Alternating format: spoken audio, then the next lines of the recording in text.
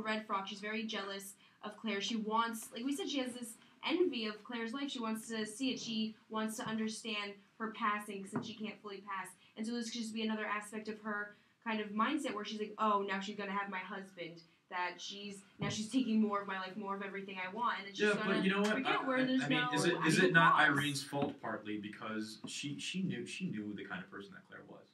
She knew the kind of person that Claire was. What would you expect if you put your husband and that sort of woman in the same room? I mean, you know, what else would you kind of expect? She doesn't know what Claire's capable of. No, well, she does. Well, she says. But she says in the beginning, you know, Claire's always been cat-like. Claire has, you know, always been kind of selfish. Claire has been shown as someone who would take something away from her for her own happiness. Irene like knew when that. he met her, when she saw her for the first time. Right, and Irene knew that, and that comes from childhood. Irene saw that from her since childhood. So why? But she knew the extent of it, like the fact that towards the end, when the whole supposed affair came up, that's when she said, "I would do anything for my own happiness." So why would? Well, but would not Irene? I mean, can you substitute that and Irene say, "I would do everything to keep up appearances"? Yeah, and that's fair. That's like compatible with their own kind of. But Brian clearly doesn't seem like that kind of guy. He doesn't give a shit about appearances. Not nearly as much. No, he's very to his own values. Right, exactly. So he sees now. This other woman, Claire, who's kind of not keeping up appearances. You know what I mean? She's kind of being rebellious. All right. But I mean, and it totally contrasts the way Irene is portrayed as being. And I mean, the thing is that Irene, But he knew how Irene was when he married her. I doubt that she had adjusted so much. Yeah, but she knew. Well, she knew how Brian was when she married him. So why? So how can she expect that he would just be happy with this mundane life? You know what I mean? So it's like, but it's like I mean, I'm just saying like when Irene talks about. You know, like when she thinks that the affair is sort of happening, she's not talking about Brian at all. She doesn't talk about like, you know, she doesn't say like, she doesn't really go in depth, like, you know, expounding on like, oh, how could he do this? Like, you know, or why did he do this? He doesn't really ask that. He doesn't ask what's so like appealing about Claire other than the fact that she's just really like attractive. You know, like. And why does she just like kind of yield? Why does she yield? Why does she say, well, I'll just sort of live with it? You know, maybe my husband is sort of rushing into the arms of Claire out of discontent. But I'm just going to go along with it. I'm not going to fight for this marriage. But why? Exactly. So she's. I don't know. Doesn't that show that she's sort of just like a complacent and uncaring sort of wife? I mean, does that not come off a little bit? No, that just shows another reason how she's an unreliable narrator. She's so into herself, she doesn't even care about husband's feelings. She doesn't care about Claire. She just has like this envy towards her because she has all these things.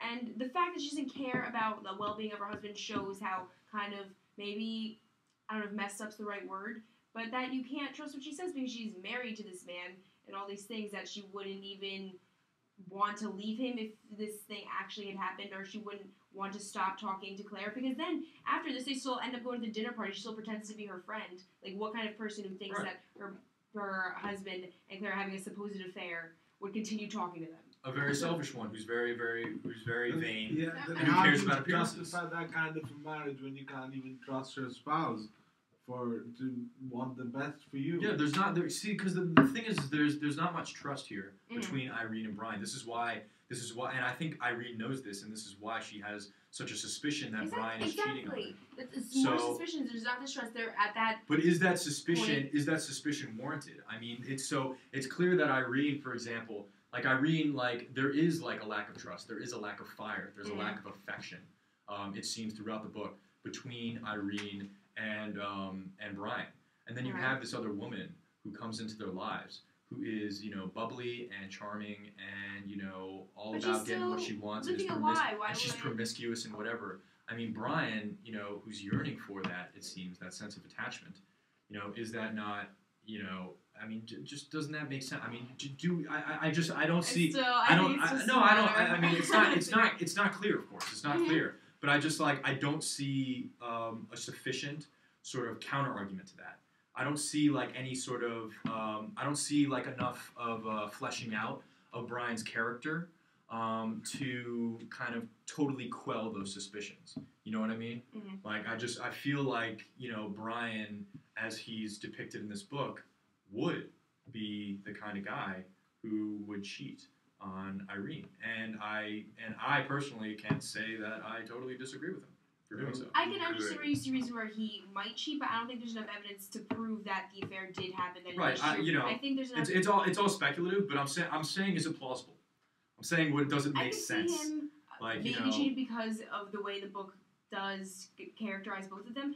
But I think there's more evidence showing that Irene is unreliable. She's very jealous. She's very insecure with herself. That she is always gonna panic no matter what. But that fuels the argument more that he might have an affair with Claire. No, I think her insecurities and always being unsure would fuel it, because then she's gonna have it into her head that, oh, he's cheating on me. Like, there's just the littlest thing. Like, they were just going downstairs. It wasn't like this thing where they had this moment. They were looking at each other. Like, she saw anything. No, but it's, I mean, Okay, the simplest thing that she was worrying about. but think about, like, lover, like, a husband and her lover sort of, like, in the same room. Maybe that. I mean, there are, like, they're trying to act normal, and then there are sort of, like, brief giveaways. Now, we're saying that is that kind of giveaway, that quick glance and that tug of the arm or whatever, or something like that, is Irene just seeing things? Is Irene just reading way more into something? Again, if there was an affair, they probably wouldn't have any of that. They would be very, like, but the thing about separate. But the thing here is that, Irene being an unreliable narrator, that doesn't mean that everything that she says is either wrong or untruthful. It just means that we don't know. So you have to take this with, like, a so grain I'm of salt. saying, I'm saying that we don't know necessarily. Maybe so that he might be having an affair. But it may be one of those instances where Irene is actually catching on to something. She's actually being perceptively correct in this regard. It could be one of those. Yeah, I wouldn't be surprised if he's having an affair, and I wouldn't be surprised if she's imagining stuff too. Right. No, she's definitely imagining it. No, I think there's no.